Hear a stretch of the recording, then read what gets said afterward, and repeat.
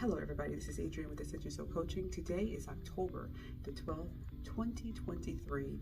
And so I want to follow up with the reading I did the other day, or the conversation we had the other day regarding the Israeli and the Palestinian war and what it could mean for us. Because right now what we're hearing is that jihad has been called, and Friday the 13th is a call for people to hurt and harm all the Jews across the world. So we don't know if that's going to happen, but I do want to talk to you about this, and I want you to think about this. Don't get mad, just listen. Is this war really about territory, or is it about God's fight for our heart, minds, and soul? You know, in the Bible and under Deuteronomy, there was a person that asked Jesus, what was the greatest commandment? And what he said was, this is the most important. Hear, O Israel, the Lord our God, the God is one.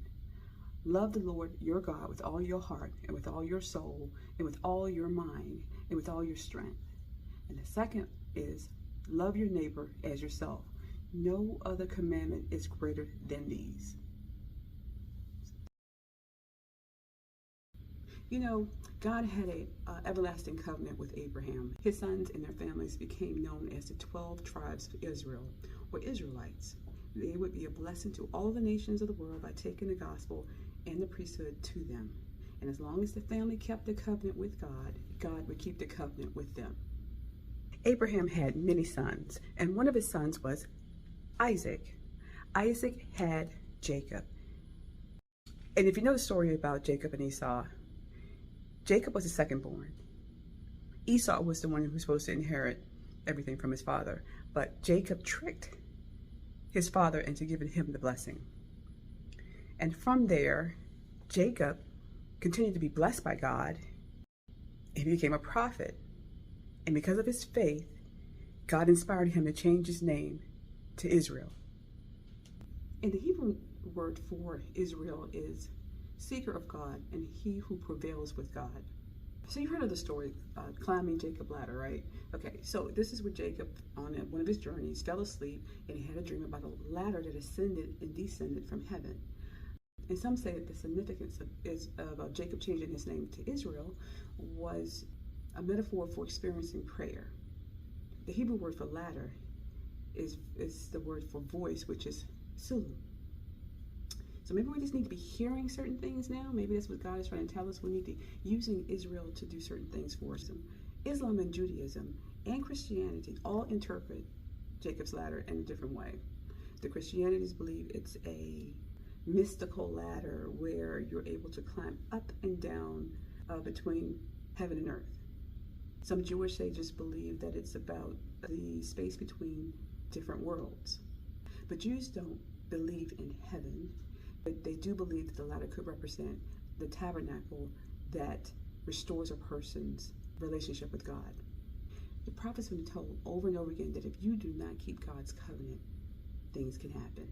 And Moses said, and the Lord shall scatter thee among all people from the one end of the earth onto the other. That's under Deuteronomy chapter 28, verse 64. And so because the Israelites and nations have broken many commandments with God, their nations have been split, they've been torn, and they've been under war. We're constantly hearing over and over again that any fight or any war with Israel could mean the beginning of the end times prophecy. But what if it's not a single nation that's called Israel? What if we are being called to be named Israel? Those who seek God, those who walk with God. And what if God is using Israel as a message to us to get closer to him, to pray more, to be more connected to him and not so worried about the world? And Israel is just the catapult to get us moving in that direction, up that ladder. Jacob's simple ladder can be seen as a foreshadowing of human development. Let that perception sink in. What if this is all about us getting closer to God? Because it's certainly not working for Israel or the Palestinians. They're fighting over land. The focus is not on the soul. The focus is not on the heart. The focus is not on the people. So how can we use this in our daily life? This message, right? That we could be the Israels that God is asking us to be, that we need to be walking closer to him, and we need to climb that Jacob ladder towards spiritual enlightenment. But one of the things you could do is you could pray daily. Use prayer to unite with the divine. Awaken in Christ consciousness, which means you have love, understanding, you surrender, you're courageous, you encourage peace. Include meditation daily where you're, because God told us he did not give us a spirit of fear. He gave us the power of love and peace and sound mind. Assess your position on your ladder right now with your relationship with God. Where do you want to be? Do you have a lot of fear? Do you have a lot of anxiety, especially with everything that's going on right now? Do you have that in you? Because meditation can take that away, can help lessen that. Not only you draw on the power of the universe and of God to get you out of that mindset so that you can have the peace and the sound mind that God gave you. And just have a more blissful existence, because right now, fear is not going to get you there. Then step 3, ask God and invite him into your life on a daily basis. Let him guide you towards your true life purpose. Let him show you how powerful you are. Let him guide you towards enlightenment and self-acceptance. We are Israel. Not just a nation, not just a land, not a location. It's in us, it's in our heart, it's in our souls, in our spirit. We need to tap into that and get closer to the universe. If you want to call it the divine, if you want to call it God, it is what it is, and that's what we need to be tapping closer into, because war is not the way. They've been fighting over there for centuries, y'all.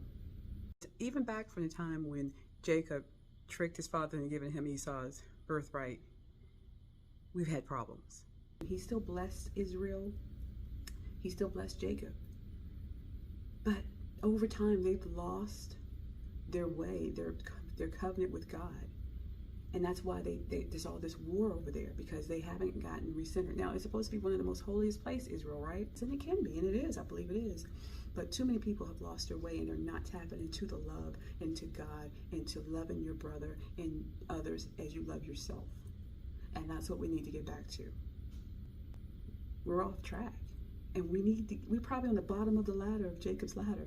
Jacob's ladder is about ascending to that spiritual, Christ-conscious level of love and understanding and divine peace. Surrender to all things unto God and let God handle the rest. We don't do that right now.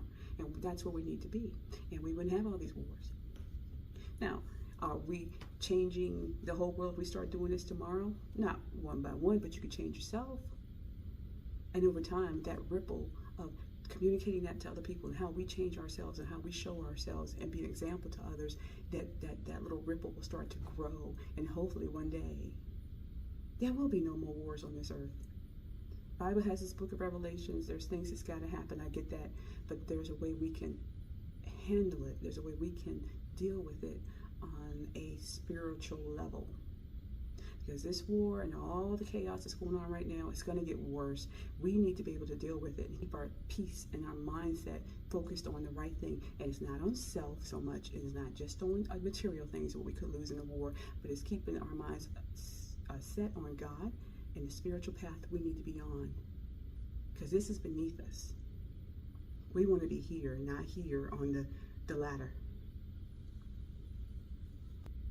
And I hope you can incorporate it into your life. Prayer, meditation, and inviting God into your life on a daily basis to continue on your spiritual path towards peace, love, understanding, surrender.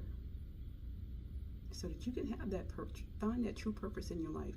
Make changes, positive changes in your life, your family's life, and in the world. Be that light, be that beacon. Your children are watching, your grandchildren are watching. What are we going to do now? Can't just sit here in fear. We have to take control of ourselves, of our minds, and then we can then impact change. Because God's given us the power to do so. All right, y'all. Y'all have a great day. I'll talk to you later. Love you all. Blessings.